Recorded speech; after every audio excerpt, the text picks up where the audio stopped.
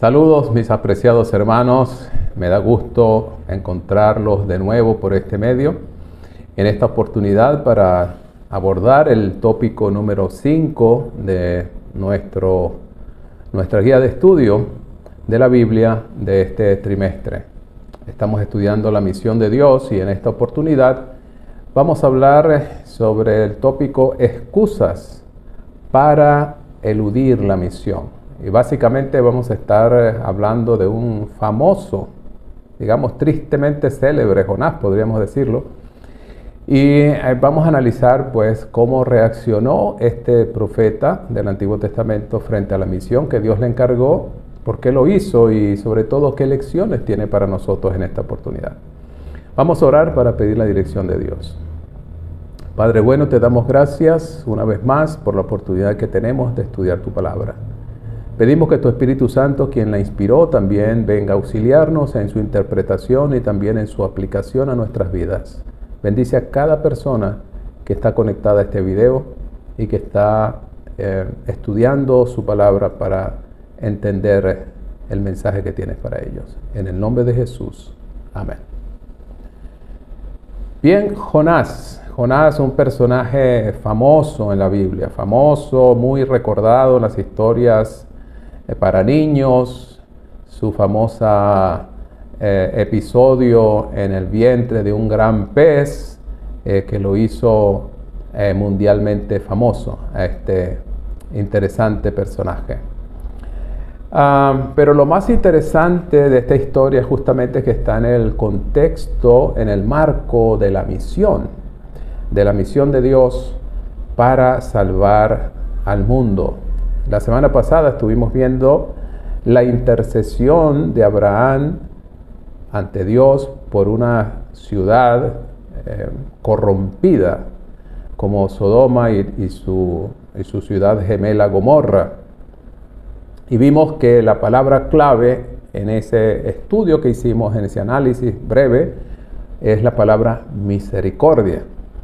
Pero parece que esa palabra sigue siendo clave en este tópico también y va a ser siempre que hablemos de misión, porque la misión está inspirada, está basada en la misericordia, en el amor, en el interés, digamos, de Dios por salvar al mundo, por salvar a la gente, a cada persona.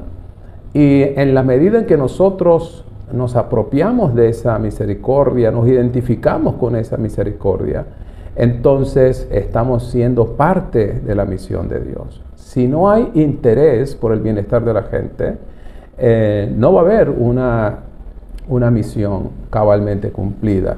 Pero hay varias cosas interesantes aquí con Jonás, ¿no? Algo atípico completamente atípico, por varias razones que ya conocemos, pero que vamos a recordar en esta oportunidad.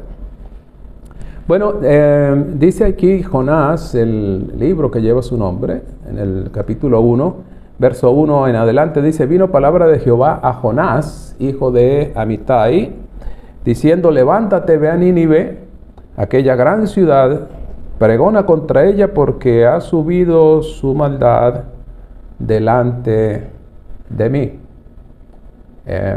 Es muy difícil ignorar la relación que tiene estos versículos con la historia de Sodoma y Gomorra, ¿no?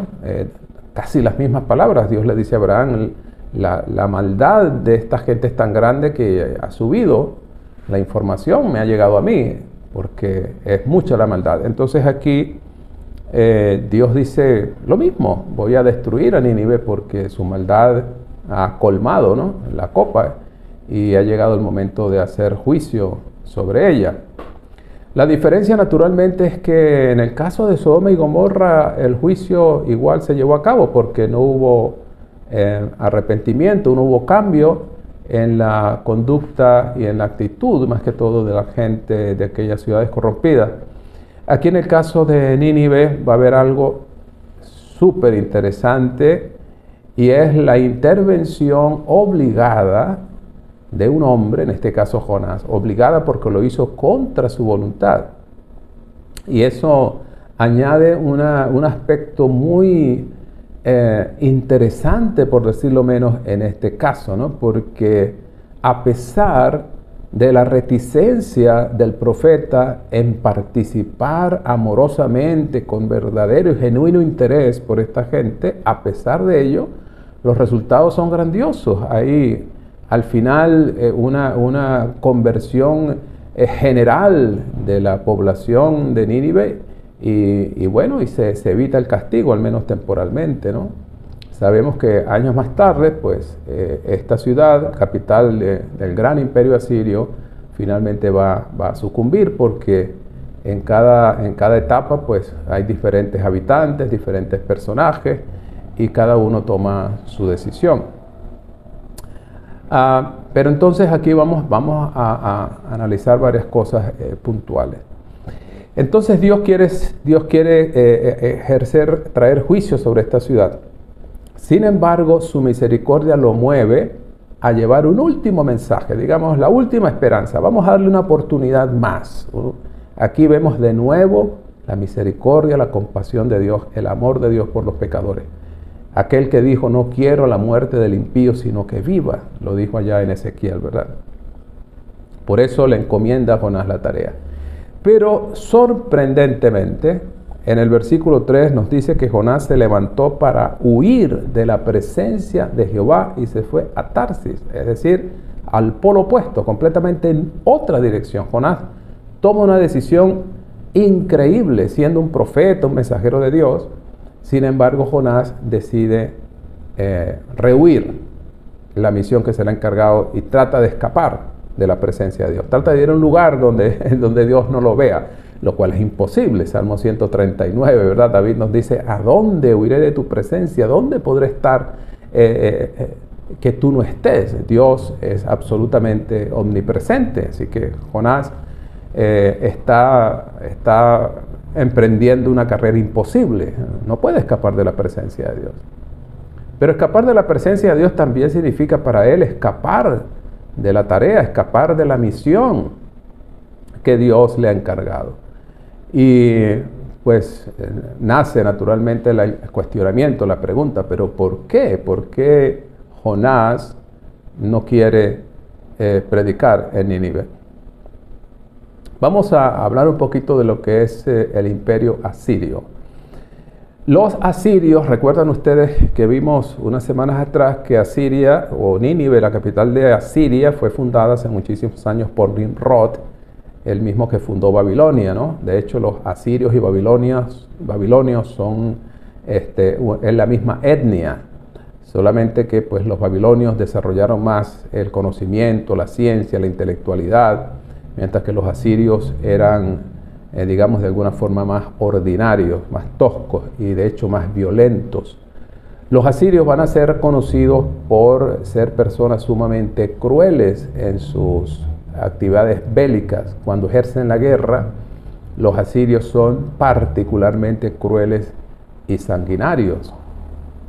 Durante el periodo que se llamó de la ascensión de Asiria, también ellos ejercieron el terror. Se puede decir que los primeros terroristas en la historia han sido los asirios, pues ellos usaban el terror, el pánico como instrumento de guerra. Algo parecido a lo que han usado los grupos terroristas modernos, los grupos del narcotráfico que también se han convertido en terroristas o ejercen el terrorismo también como arma de guerra, donde se trata de hacer los crímenes los más grotescos, impresionantes y sanguinarios posibles para justamente crear pánico en el enemigo y de esa manera facilitar su trabajo. Los asirios hicieron esto con mucha inteligencia maquiavélica. Ellos, por ejemplo, cuando conquistaban algunas ciudades, a sus enemigos quitaban las cabezas y hacían pirámides, montones enormes, con las cabezas de los enemigos que habían conquistado. Y ustedes pueden imaginarse que a la vista de cualquier persona eso resultaba un espectáculo espantoso, grotesco y sumamente intimidante. También practicaban el empalamiento. Es una práctica horrorosa, inhumana, que consistía en atravesar con un madero muy afilado a la víctima, atravesarla por sus entrañas, desde el ano, y salía por la parte superior de la nuca, y colocaban a esas personas empaladas en lugares públicos, muriendo lentamente, con gritos de agonía. Era un espectáculo realmente difícil de imaginar y muy, muy espantoso. Así trabajaban los asirios, eran sumamente crueles, eran sumamente sanguinarios, y con muy poca o ninguna sensibilidad humana. De allí que Jonás, conociendo la fama de los asirios, pues pueden ustedes imaginar que tenía poca o ningún interés en que esa gente se salvara de alguna forma. Y aunque criticamos a Jonás, pues la historia muestra un Jonás rebelde que sencillamente sale huyendo sin más, sin explicaciones, sencillamente no quiero hacer ese trabajo. Pero en el fondo Jonás representa emociones humanas que tú y yo hemos tenido o tenemos en cualquier momento. Naturalmente sentimos desprecio hacia las personas que son malas, que son crueles. Sentimos desprecio por un violador de niños, sentimos desprecio por un asesino en masa, sentimos desprecio por una persona que le hace daño a los demás, y si nos ha hecho daño a nosotros, a nuestra familia, pues peor aún.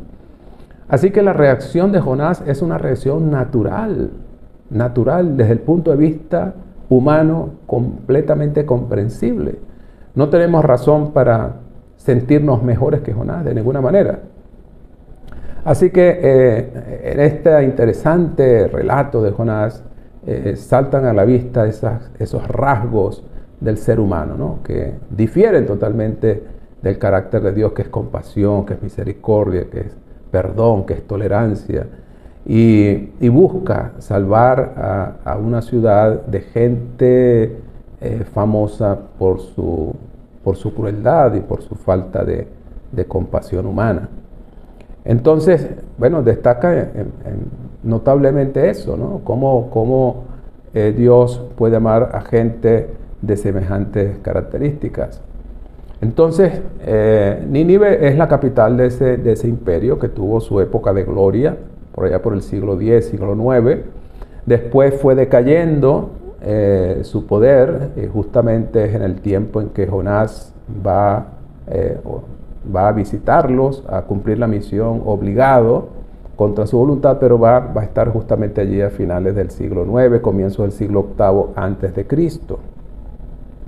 Esta es la Siria que Jonás va a visitar en un tiempo en que está relativamente decayendo, pero nuevamente va a tener después un repunte importante en el imperio neo-asirio. Eso va a ser en el siglo VIII, especialmente en la segunda mitad del siglo VIII. Asiria va otra vez con sus ansias de expansión territorial, como todo imperio, va avanzando y conquistando territorio. Y es en esa época, en la segunda mitad del siglo VIII, ya por el 722, cuando Asiria va a caer sobre el reino del norte de Israel, con su capital en Samaria, destruye el reino del norte, lo acaba para siempre. El reino del norte desapareció bajo la bota implacable de los asirios.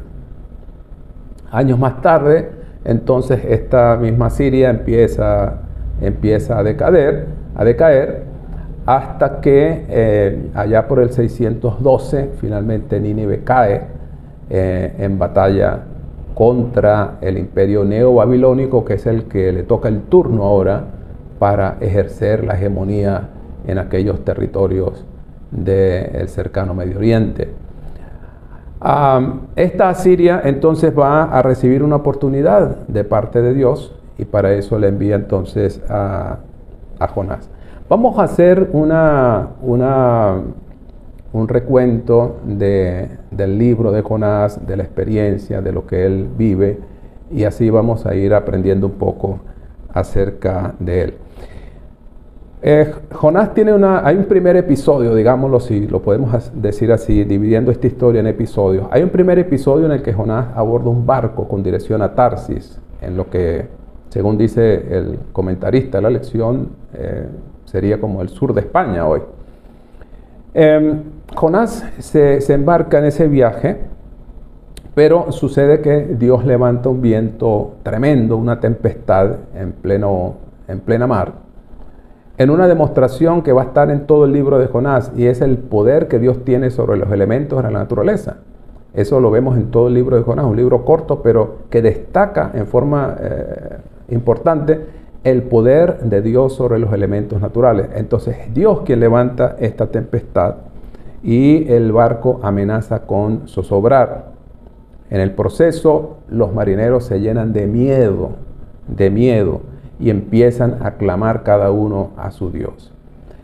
Y esto se va a convertir en la primera fase del trabajo misionero de Jonás. Fíjense ustedes cómo Dios obra para que Jonás cumpla la misión, incluso en el mismo momento en que está huyendo, ya está cumpliendo la misión, porque estos marineros, llenos de pánico, de miedo, lo cual es un elemento que despierta en los seres humanos una sensibilidad, en su desespero, una búsqueda de alguien o algo superior a ellos. Y esto nosotros lo vemos cada momento, cuando ocurren catástrofes naturales, cuando ocurren cataclismos, cuando ocurren tragedias de cualquier naturaleza. Se vio notablemente en la caída de las Torres Gemelas. Cuando las Torres Gemelas cayeron, bueno, grandes sectores de Estados Unidos, de la población, especialmente Nueva York y sus alrededores, llenaron los templos, las iglesias, como no se había hecho en muchos años, y empezaron a clamar a Dios y a orar y a pedir misericordia, porque los seres humanos tenemos esa tendencia, cuando estamos en crisis, en angustia, apelamos a un poder mayor, superior, para que intervenga, y eso es lo que están haciendo estos hombres, ¿no? Ellos no conocen al Dios de Jonás, conocen sus propios dioses, sus deidades, y acuden a ellos para que les ayude en la emergencia. En el proceso, entonces, Jonás parece estar indiferente a lo que está pasando, está en la parte interior de la nave, durmiendo plácidamente, mientras los hombres están en una verdadera emergencia. Y ya aquí, pues, denota una vez más el carácter, digamos, negligente de Jonás, ¿verdad? Que está, digamos, ajeno a la emergencia, a la necesidad de los demás. Así como mostró indiferencia hacia los habitantes de Nínive, ahora muestra indiferencia también hacia estos marineros que también son paganos. Jonás está, digamos, en otra onda completamente. Pero entonces lo interpelan a Jonás, lo llaman a capítulo y le dicen: ¿por qué está durmiendo? ¿Cómo es posible que tú duermas mientras estamos en esta emergencia? Estamos aquí por morir. Y le hacen un interrogatorio, le hacen varias preguntas: ¿quién eres tú? ¿Cuál es tu profesión, tu oficio? ¿Qué haces? ¿De dónde vienes? ¿Cuál es tu tierra? Es decir, lo interrogan, ¿no? En medio del pánico que están viviendo, de la emergencia que están pasando. Y entonces se dan cuenta que este hombre, porque él se los confiesa, que él es temeroso de Dios, y les dice pues lo que está haciendo, que estaba huyendo de la presencia de Jehová, les cuenta incluso eso. Y estos hombres, le dicen: ¿pero por qué has hecho esto? ¿Qué podemos hacer contigo? Entonces Jonás le dice: bueno, échame al mar y el mar se va a tranquilizar. Aunque ellos intentaron primero, ¿verdad?, tratar de que la nave se salvara de la desgracia, y ellos también, por supuesto, finalmente arrojan a Jonás al mar y el mar se tranquiliza. Dice en el versículo 15, en versículo 14, primero dice: estos hombres clamaron a Jehová. Acaban de conocer de Dios por Jonás. Entonces claman a Jehová y le dicen: te rogamos ahora, Jehová, que no perezcamos nosotros por la vida de este hombre. No pongas sobre nosotros sangre inocente, porque tú, Jehová, has hecho como has querido. Sorprendente la reacción de estos hombres, que aunque ignorantes del verdadero Dios, son sensibles. Y aunque lo acaban de conocer por referencia, despiertan ellos temor y respeto, y claman a este Dios de los hebreos, a este Dios de Jonás. Y lo interesante es aquí que en el versículo 15 ellos lo echan al mar, el mar se tranquiliza. Y miren la reacción de ellos. Dice: temieron aquellos hombres a Jehová con gran temor y ofrecieron sacrificios a Jehová e hicieron votos, es decir, compromisos. Se comprometieron con el Dios de Jonás, con el Dios de Israel, el Dios de los hebreos. Así que podemos decir que estos son las primeras almas que gana Jonás en su misión. Los primeros conversos del trabajo misionero de Jonás en esta historia son los marineros de aquel barco. Fíjense qué tremendo, ¿no? Aún estando Jonás huyendo de su responsabilidad, Dios lo usa. Dios usa a Jonás para salvar a estos hombres. No solamente salvarlos de una muerte segura en medio de un mar embravecido, pero mejor salvarlos eternamente, es decir, darles el conocimiento salvador de Dios. Absolutamente increíble. Cómo Dios usa circunstancias que nosotros ni podíamos sospechar y usa esas circunstancias para que jueguen a favor de la misión, para que finalmente haya salvación para la gente, haya oportunidades para la gente. Es algo absolutamente sorprendente. El carácter amoroso, misericordioso de Dios lo lleva hasta ese extremo, ¿no? Lo cual es algo extraordinario. Entonces, ¿qué les parece? Ahí están las primeras almas convertidas en el trabajo misionero de Jonás. Por cierto, él no se subió a ese barco para hacer misión, él no se subió en ese barco para salvar a nadie, pero Dios permitió que las circunstancias se presentaran de tal manera que Jonás sin querer testificó de Dios y allí hubo salvación. Importante aquí destacar un principio. El mensaje es más importante que el mensajero. El mensaje es superior y está por encima del mensajero. El mensajero puede ser débil como Jonás, rebelde como Jonás, y aún así Dios puede usar mensajeros débiles, temerosos y hasta rebeldes para cumplir la misión, porque Dios quiere salvar a los seres humanos. Ahora, si Dios puede usar a un misionero rebelde como Jonás, ¿cuánto no hará en uno que esté dispuesto a hacerlo? ¿Cuánto no hará en uno que realmente quiera ser parte de la misión y que esté movido a misericordia? Recuerden, palabra clave en la misión, misericordia por los perdidos. Sería realmente extraordinario. Bueno, en el capítulo 2 de Jonás, entonces vamos a ver otra parte muy interesante. Vamos a compartir algunas cosas en ese punto, ¿no? Pero antes quisiéramos, como lo estamos haciendo últimamente, conocer tu experiencia, mi querido amigo que estás compartiendo, en qué momento, circunstancia de tu vida Dios te usó para salvación de otros.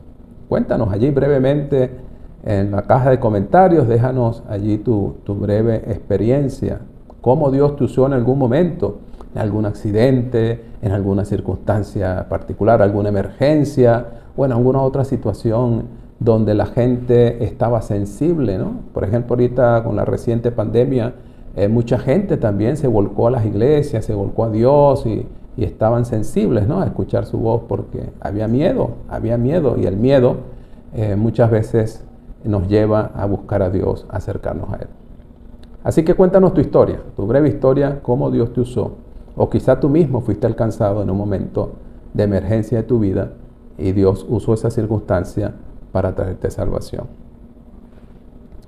Bien, en el siguiente capítulo de Jonás vemos algo interesante, y es que Jonás ora desde el vientre de este enorme animal que le tragó. Y destaca en su oración la palabra misericordia. Dice en el versículo 8, los que siguen, verso 7 por el contexto, ¿verdad? Dice, cuando mi alma desfallecía en mí, me acordé de Jehová, y mi oración llegó hasta ti en tu santo templo. Los que siguen vanidades ilusorias, su misericordia abandonan. Entonces, la misericordia de Dios, una vez más, como les decía, es la clave de la misión. Dios tiene misericordia de estos hombres en el barco y usa una tormenta y un hombre rebelde para llevarle salvación a estos marineros. Seguramente llegaron a sus hogares contando y sus familias también serían alcanzadas, ¿no? Bueno, en el tercer capítulo entonces de Jonás, después de aquella oración, el pez vomita a Jonás en las costas de Nínive, y entonces, o en las costas más cercanas a Nínive, y allí Jonás entonces emprende su misión. Nuevamente en el versículo 1 del capítulo 3 vino palabra de Jehová por segunda vez a Jonás diciendo: levántate, ve a Nínive, aquella gran ciudad, proclama en ella el mensaje que yo te diré. Jonás se levantó y fue a Nínive conforme a la palabra de Jehová. Y Nínive era una ciudad grande en extremo, como de 3 días de camino. Era una ciudad muy grande, ¿no? Caminar 3 días para atravesarla de extremo a extremo, eso significa que era una ciudad bastante grande. No comparada, por supuesto, con las grandes metrópolis del mundo moderno, pero seguramente era una ciudad para su tiempo gigantesca. Y como toda ciudad que acumula gran cantidad de personas, en este caso el mismo Dios dice que hay más de 120,000 personas en esa ciudad, lo cual significa que era una ciudad bastante grande, de verdad. Para la época era muy grande. Estaba, llena de personas y con gran cantidad de males, con gran cantidad de cosas negativas que se pueden experimentar en las metrópolis, donde hay gran aglomeración de gente. Y destaca entonces que Jonás sí comenzó a hacer su trabajo y comienza a predicar. Algo interesante que conseguí por allí es en qué idioma predicó Jonás. Pues Jonás era hebreo y el lenguaje asirio es otro. Así que probablemente algo que la historia no dice, pero tuvo que haber sido que Dios le dio el don de lengua y Jonás habló en lenguaje asirio, aunque no lo supiera. O Jonás simplemente habló en hebreo y Dios hizo que los asirios lo entendieran. El caso es que el pueblo lo escucha, la ciudad escucha a Jonás y hay una reacción sorprendente. Dice el versículo 5, los hombres de Nínive creyeron a Dios, proclamaron ayuno, se vistieron de cilicio desde el mayor hasta el menor. Pocos predicadores evangelistas han tenido un éxito tan contundente como lo tuvo Jonás, el predicador rebelde. Aunque el misionero no deseaba salvar a esa gente, sin embargo Dios, el Espíritu Santo, habló a través de este instrumento humano imperfecto, pero el Espíritu Santo fue quien tocó los corazones de esta gente pagana y hubo una conversión multitudinaria. Toda la ciudad, más de 120,000 personas. Bueno, ni Pedro en la predicación en Pentecostés tuvo tanto éxito. Más de 3,000 personas se bautizaron y se entregaron al Señor en aquella época, pero aquí son más de 120,000. Así que realmente es una campaña evangelística impactante la que tuvo Jonás, y el resultado extraordinario fue la conversión de muchísima gente. Y entonces ellos se convirtieron y por supuesto el castigo que Dios había pensado fue suspendido. Y se le prolongó la vida, la existencia a esta ciudad pagana. Me llama la atención que en tiempos como los que nosotros vivimos, especialmente ahora, la Iglesia Adventista está interesada, desde la Asociación General, sus máximos líderes a nivel mundial, para que sean conquistadas las grandes ciudades del mundo. Este es un llamado una vez más a nosotros para que las grandes urbes mundiales sean abordadas con el Evangelio.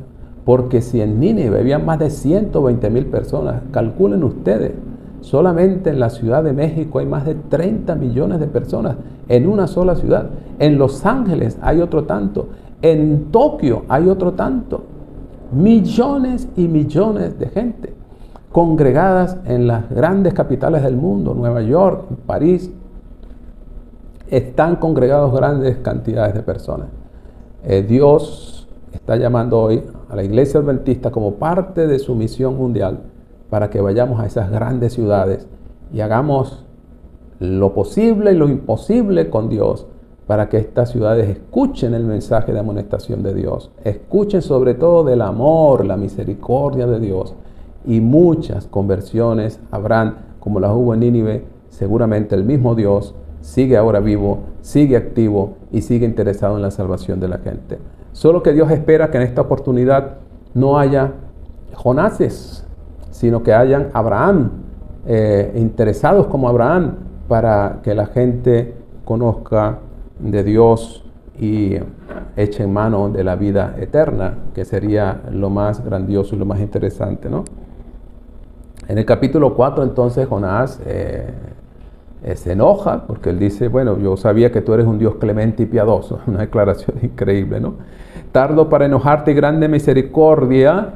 Otra vez la palabra misericordia, que te arrepientes del mal que ibas a hacer. Ahora, Señor, quítame la vida, prefiero morir, dice Jonás, ¿no?